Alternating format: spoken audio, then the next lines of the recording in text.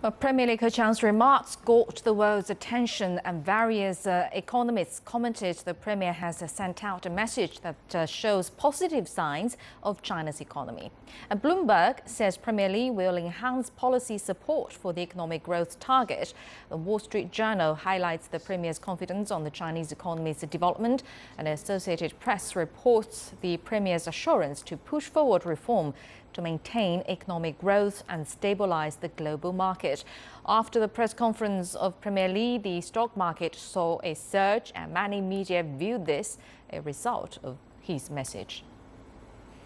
We're very much optimistic on China's economy, that you have good policymakers who are helping understand that there are challenges China faces. For investors like ourselves, we feel that supply-side reform, it's the number one term in addressing reform of state-owned enterprises that are facing a headwind of tepid global growth. At the same time, domestic consumption is a very strong story. The service sector made up 50% of GDP last year. Capital goes to where they think the opportunity is tomorrow. It doesn't, the past is not relevant. It's what's going to happen tomorrow.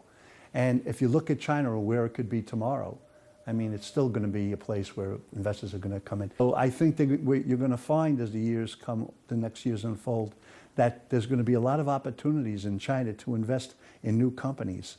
The shift in China is so vitally important, not just for its own growth model, but for its major trading partners. If China is successful in creating a new middle class, a new consumer-led growth dynamic, that's an enormous new source of global aggregate demand for the world and Asia to benefit from. All I'm saying is that there are difficulties on the way through. Part of them are inevitable, part of them are learning experiences.